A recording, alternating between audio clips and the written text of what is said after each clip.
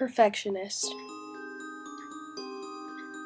Even at a young age, women are taught that they need to be perfect.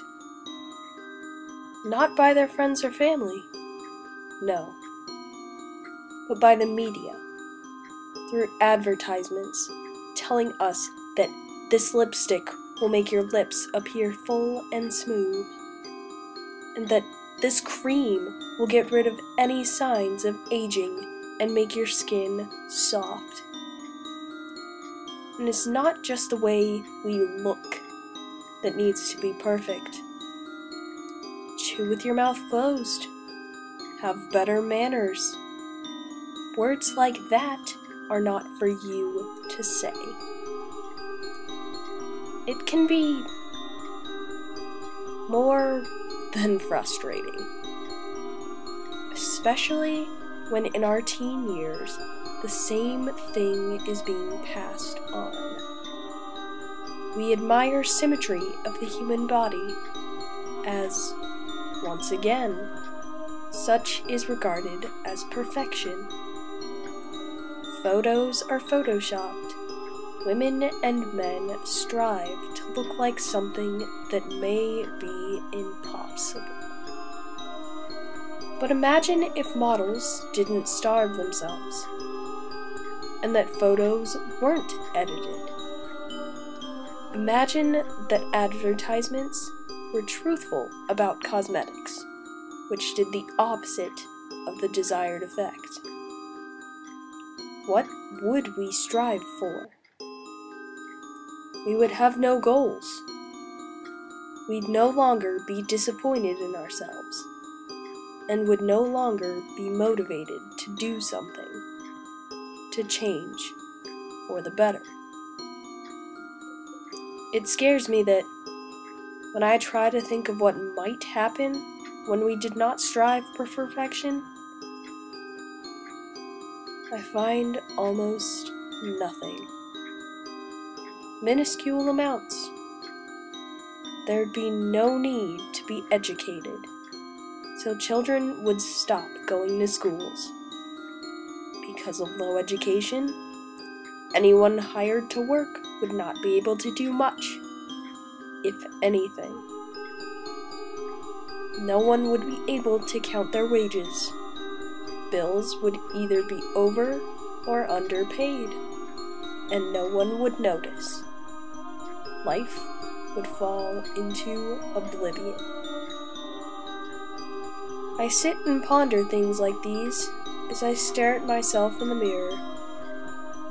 Nothing but my undergarments. I begin to look myself over, starting at the top of my head, and list the imperfections I find, wanting so much for everything to be perfect. 1. My hair is frizzy. 2. My left eyebrow is shorter than my right, and is thinner. 3. My right eye is smaller than my left.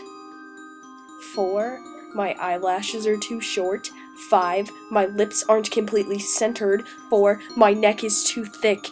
5. My shoulders are slanted too far downward. 6. My left breast is smaller than my right one. 7. My rib cage is too wide. 8. My waist isn't small enough. 9. My stomach isn't flat. 10. My hip bones are not obvious enough.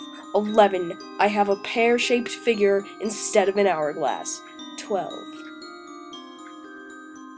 My thighs are too big. I'm not perfect, I whispered, my horribly unsymmetrical brown eyes staring back at me. So brown, they were almost black. If I'm not perfect, I'm not beautiful. Tears welled in my eyes, and eventually fell. I noted with disdain that my tears were more beautiful than I was, and angrily wiped them away. They were perfect, and I was not. Why are you not perfect? I asked my reflection, hysteria bubbling over. You are not perfect. You should not live. I screamed, punching the glass and ridding myself of the ugly that I had stared at merely moments ago. The glass fell to the floor, along with droplets of crimson. They were just as beautiful and perfect as my tears were. I lifted my hand to examine it. I'm going to have scars. Now I will never be perfect. I shouted to no one in particular, infuriated at the blood that was running over my wrist. I picked up a shard of glass, tracing the exact same patterns on the other hand, cutting my palm and infuriating myself further in the process. I moved the shard of glass to my left hand, again inflicting the cuts in my palm. Eventually, I dropped the shard of glass, momentarily fascinated by how it shone and shimmered, stained pink with my blood. Another perfect thing to compare myself with. Quietly, I stood in front of the empty frame that had once held a mirror, had once held a person so imperfect, it was undescribable. It was horrific. Again, I thought about what us human beings would strive for, if not perfection. Again, nothing much came to mind. Almost everyone strived to look perfect, to act perfectly, and almost everyone was perfect. I was not one of them. Hysterical laughter caused my body to tremble, and I sat on the floor, making sure no glass shards were beneath me. Perfect, I murmured, still laughing. I must be perfect. I suddenly frowned. I once again stood, making my way out of the room filled with shattered glass, towards a larger, more open space. The fact that I was still bare didn't bother me in the slightest, other than the feel of the carpet beneath my feet. Its perfect, comfortable texture angered me, another reminder that it was perfect and I was not. Eventually, I made it to the garage. The lights flickered on, and I glanced downwards at the perfectly flat concrete below me. Though for once, I was not distracted nor angered by it. There was something else that drew my attention. It was a life-size doll. She was my beautiful and perfect creation. She had my mother's smooth blonde hair and my father's shockingly green eyes. She had my sister's pixie-like complexion and slender neck.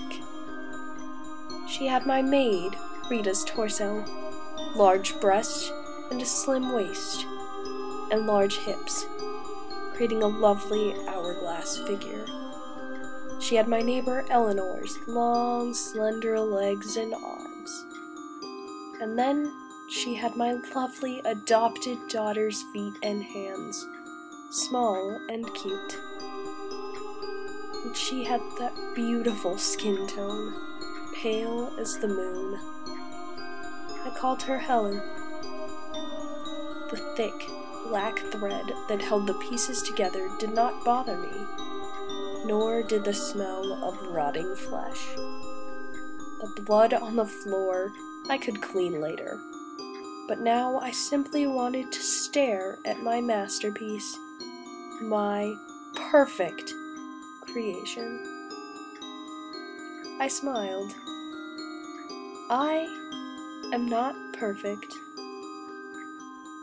but you